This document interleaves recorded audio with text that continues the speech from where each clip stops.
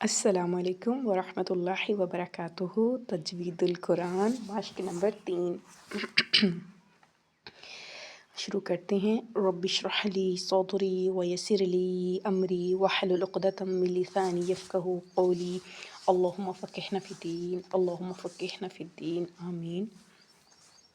ملتی جلتی آواز والے حروف کون سے ہیں اور ان کی آواز میں فرق بیان کریں۔ پہلے تو ہیں تا، دال، طا، ٹھیک ہے، یہ تا، دال اور طا یہ ملتی جلتی آواز والے حروف ہیں، ان میں ہم نے فرق کرنا ہے۔ اور فرق ہم ایسے کریں گے کہ تا باریک ہے، طا حرف مستعلیہ میں سے بھی ہے اور اس کو موٹا بھی پڑھنا ہے، اور دال یہ بھی باریک ہے، ٹھیک ہے۔ باقی ف، ذال اور ضا یہ حروف نرمی سے پڑھے جاتے ہیں۔ ف، ذال، ضا یہ حروف لثویہ ہیں، ان کو ہم نرمی سے پڑھیں گے۔ ضا جو ہے یہ موٹا ہے، یہ بھی حروف مستعلیہ میں سے ہے، اور ذال اس کو نرمی سے پڑھیں گے اور ثا کو بھی نرمی سے پڑھیں گے، ٹھیک ہے۔ باقی دوسرا سوال ہے کہ حمزہ اور عین کی آواز میں فرق واضح کریں۔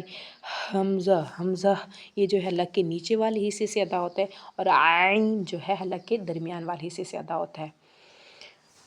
مد کے کیا معنی ہیں اور کتنے حروف کو کھینچ کر پڑھتے ہیں؟ مد کے معنی ہیں دراز کرنا، کھینچنا، ٹھیک ہے۔ اور اور کتنے حروف ہیں مد کے؟ مد کے 3 ہیں حروف ہیں، الف مدہ، واو مدہ اور یا مدہ، ٹھیک۔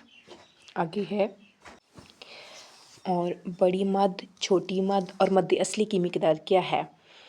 بڑی مد کی جو مقدار ہے 6 الف کے برابر ہے، ٹھیک ہے، اور چھوٹی مقدار بھی ایسی ہی ہے، اور جو چھوٹی مقدار یعنی حروف مدہ کو 1 الف 2 حرکات کے برابر کھینچ کر پڑھتے ہیں، اور مد اصلی حروف مدہ کو کہتے ہیں، اس کی مقدار بھی 1 الف یعنی 2 حرکات کے برابر ہے۔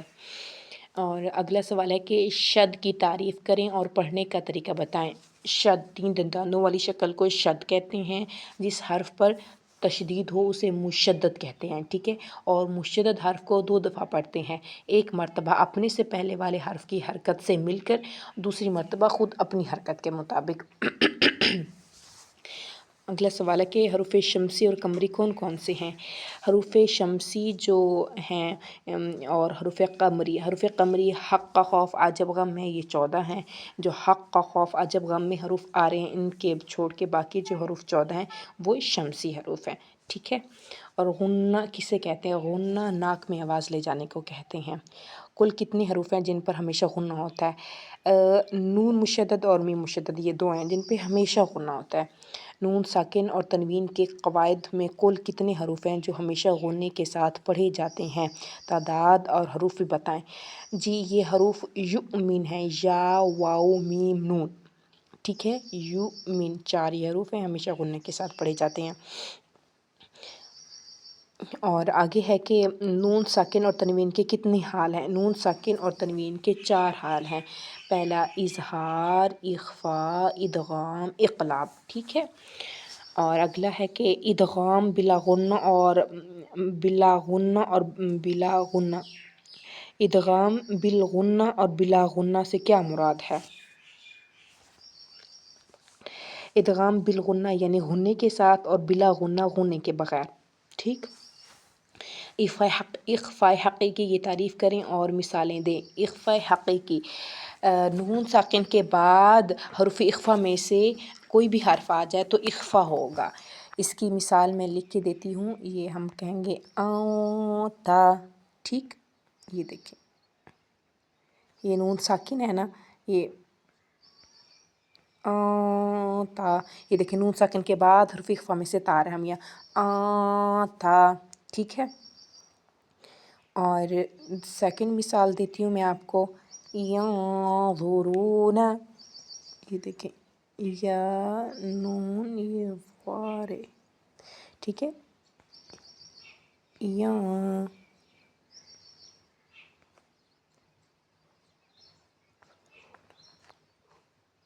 ٹھیک ہے، ینظرو یہ را پہ پیش ہے،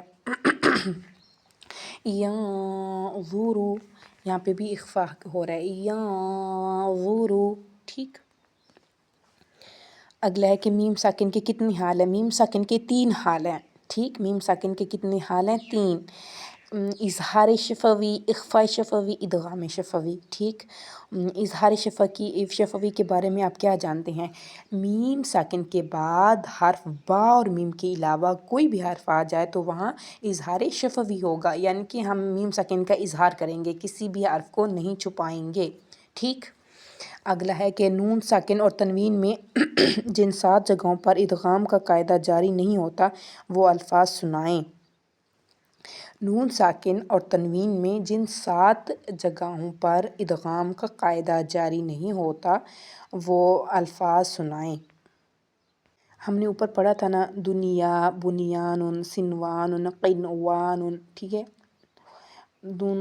یہاں جو نون ساکن ہے نا، یہاں پہ اس کا نہیں ہوگا قاعدہ جاری، ٹھیک ہے۔ اگلا ہے کہ خالی جگہوں پر کریں۔ نون ساکن اور تنوین کے حال 4 ہیں، ٹھیک، اور یہاں پہ ہم 4 لکھ دیں گے۔ حروف ادغام کی تعداد، حروف ادغام کی تعداد جو ویسے 6 ہے نا، یرملون حرف 6 ہے نا، اور اگر ادغام جو ہے ادغام مال غنہ 4 پہ ہوتا ہے اور 2 پہ نہیں ہوتا، ٹھیک۔ آگے ہے حروف اظہار، حرف اظہار حرف ڈیش کا دوسرا نام ہے حلقی، ٹھیک ہے، حلقی ہم کہیں گے۔ حروف اخفاء حقیقی کی تعداد 15 ہے۔ میم ساکن پر غنہ اس وقت ہوگا جب اس کے بعد دوسری میم ساکن اور دوسری میم ہو، ٹھیک۔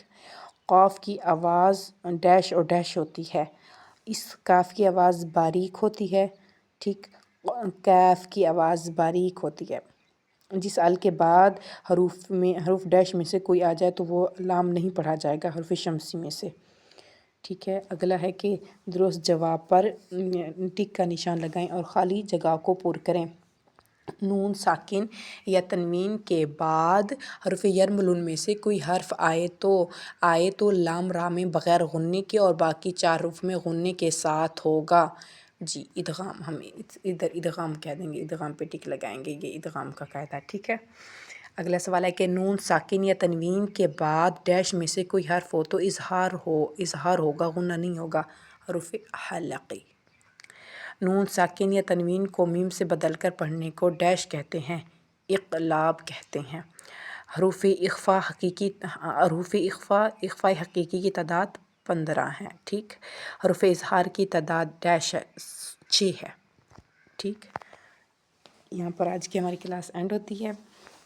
سبحانک اللہم و بحمدک نشہد ان لا الہ الا انت نستغفرک و نتوب الیک۔ السلام علیکم و رحمۃ اللہ وبرکاتہ۔